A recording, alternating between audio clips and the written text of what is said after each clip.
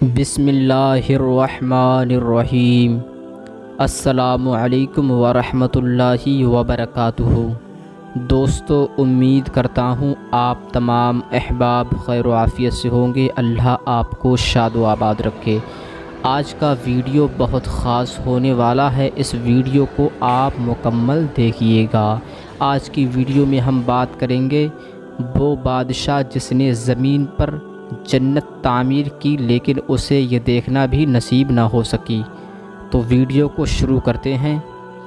شداد کے بارے میں کہا جاتا ہے کہ اس نے ایک جنت بنائی تھی جو بہت بڑی تھی اور اس کی تعمیر میں کئی سال لگے تھے، لیکن شداد کو یہ جنت دیکھنی بھی نصیب نہیں ہوئی۔ تاریخ کی کتابوں میں شداد کا واقعہ تواتر کے ساتھ بیان کیا گیا ہے۔ شداد کے بارے میں مشہور ہے کہ وہ قوم عاد کا بادشاہ تھا۔ اسی قوم کی طرف حضرت ہود علیہ السلام کو بھیجا گیا تھا۔ اللہ تعالیٰ نے اس قوم کو غیر معمولی قد و قامت اور قوت عطا فرمائی تھی۔ ان میں ہر شخص کا قد کم از کم 12 گز کا ہوتا تھا۔ طاقت کا یہ حال تھا کہ بڑے سے بڑا پتھر جس کو کئی آدمی مل کر بھی نہ اٹھا سکیں، ان کا ایک آدمی ایک ہاتھ سے اٹھا کر پھینک دیتا تھا۔ یہ لوگ طاقت و قوت کے بلبوتے پر پورے یمن پر قابض ہو گئے۔ 2 بادشاہ خاص طور پر ان میں بہت جاہ و جلال والے ہوئے۔ وہ دونوں بھائی تھے۔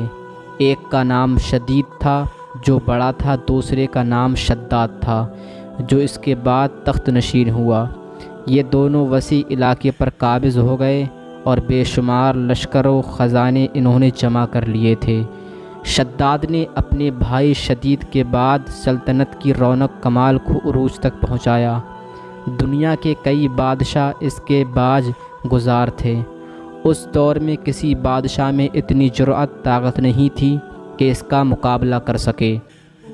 اس تسلط اور غلبے نے اس کو اتنا مغرور متکبر کر دیا کہ اس نے خدائی کا دعویٰ کر دیا۔ اس وقت کے علماء مصلحین نے جو سابقہ انبیاء کے علوم کے وارث تھے اسے سمجھایا اور اللہ کے عذاب سے ڈرایا، تو وہ کہنے لگا جو حکومت و دولت اور عزت اس کو اب حاصل ہے، اس سے زیادہ اللہ تعالیٰ کی عبادت کرنے سے کیا حاصل ہوگا۔ جو کوئی کسی کی خدمت و اطاعت کرتا ہے یا تو عزت و منصب کی ترقی کے لیے کرتا ہے یا دولت کے لیے کرتا ہے۔ مجھے تو یہ سب کچھ حاصل ہے، مجھے کیا ضرورت کہ میں کسی کی عبادت کروں۔ سمجھانے والوں نے یہ بھی کہا کہ یہ حکومت دولت ایک فانی چیز ہے، جبکہ اللہ کی اطاعت میں اخروی نجات اور جنت کا حصول ہے، جو دنیا کی ہر دولت سے بہتر اور زیادہ قیمتی ہے۔ اس نے پوچھا یہ جنت کیسی ہوتی ہے، اس کی تعریف اور خوبی بتاؤ۔ نصیحت کرنے والوں نے جنت کی وہ صفات جو انبیاء کرام کی تعلیمات کے ذریعے ان کو معلوم ہوئی تھی اس کے سامنے بیان کی، تو اس نے کہا مجھے اس جنت کی ضرورت نہیں، ایسی جنت تو میں خود دنیا ہی میں بنا سکتا ہوں۔ اس دن سے شداد کی مسلسل یہ کوشش رہی کہ وہ ایک ایسا شہر تعمیر کرائے جو ہر لحاظ سے جنت جیسا ہو۔ اس نے اپنے بھانجے ضحاک کو، جو ایران کا حاکم تھا، کہلوایا بھیجا کہ جتنا سونا چاندی تمہارے پاس جمع ہے وہ فوراً میرے پاس بھیج دو۔ ضحاک نے ایسا ہی کیا۔ شداد نے پورے ملک میں اپنے کارندے روانہ کیے جو بہت بڑی مقدار میں سونا چاندی جمع کر کے لائے۔ شداد نے جنت بنانے کے لیے ملک شام میں ایک صحت افزا مقام کا انتخاب کیا اور ماہر معماروں کے ذریعے وہاں ایک مضبوط اور مستحکم فصیل تعمیر کرائی، جس کے اندر سونے اور چاندی کا محل تعمیر کرایا اور اس کی دیواروں کو قیمتی جواہر سے سجایا۔ اس نے شہر کے وسط میں ایک ایسی نہر بنوائی جس کے پانی میں سنگریزوں کے بجائے ہیرے جواہرات بہتے تھے۔ سونے کے ایسے درخت لگوائے جن کے خوشبو میں مشک عنبر بھرا گیا تھا۔ جب ہوا چلتی تو مشک عنبر کی خوشبو پورے شہر میں پھیل جاتی۔ بیان کیا جاتا ہے کہ شداد نے محل کے چاروں طرف سونے کے اینٹوں سے 12,000 کمرے تعمیر کرائے اور ہر کمرے کو یاقوت اور ہیرے جواہرات سے مزین کیا گیا، اور اطراف و جانب سے خوبصورت اور جوان عورتوں کو وہاں لایا گیا۔ یہ عظیم الشان جنت نما شہر 300 یا 500 سال میں مکمل ہوا۔ کہا جاتا ہے کہ شداد کی عمر 900 برس تھی۔ جنت مکمل ہونے کے بعد شداد کو اس کی تکمیل کی اطلاع دی گئی۔ اطلاع ملتے ہی شداد بہت بڑا لشکر لے کر اپنی جنت کی جانب روانہ ہو گیا۔ ابھی شہر سے ایک منزل کے فاصلے پر تھا کہ اس نے ایک ہرن دیکھا جس کے پاؤں چاندی اور سینگ سونے کے تھے۔ ہرن کو دیکھ کر وہ لالچ میں آ گیا اور اسے پکڑنے کے لیے اس کے پیچھے اپنا گھوڑا لگا دیا۔ بھاگتے بھاگتے وہ اپنے لشکر سے جدا ہو گیا۔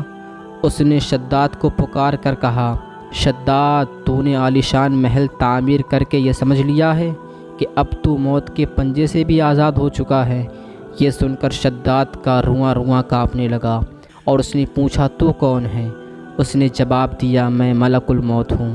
شداد نے کہا، اس وقت تمہیں مجھ سے کیا کام ہے اور میری راہ میں کیوں آڑے کھڑے ہو؟ ملک الموت نے کہا، میں صحرا میں تیری روح قبض کرنے آیا ہوں۔ شداد نے کہا، مجھے کم از کم اتنی مہلت دے دو کہ میں اپنی بنائی ہوئی جنت کو اپنی آنکھوں سے دیکھ لوں۔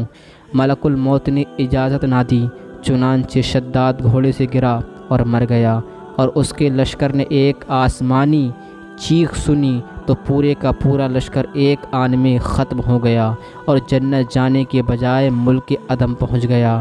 آپ سمجھ گئے ہوں گے کہ جب علماء اکرام، انبیاء اکرام، اولیاء اکرام کسی کو نصیحت کرتے تھے اور نصیحت کرتے ہیں اور کرتے رہیں گے، اور جو ان کی نصیحت کو نہیں سنتا ہے، رب تبارک و تعالیٰ نے جن چیزوں کو کرنے سے منع کیا ہے وہ ان چیزوں سے نہیں رکتا ہے اور گھمنڈ تکبر کرتا ہے، تو اللہ تبارک و تعالیٰ اس کو نیست و نابود کر دیتا ہے۔ اگر یہ ویڈیو آپ کو اچھا لگا ہو اور اس سے آپ نے کچھ نصیحت سیکھی ہو تو اس ویڈیو کو اپنے دوست احباب تک ضرور شیئر کریں۔ ملتے ہیں اگلی ویڈیو میں۔ السلام علیکم ورحمۃ اللہ وبرکاتہ۔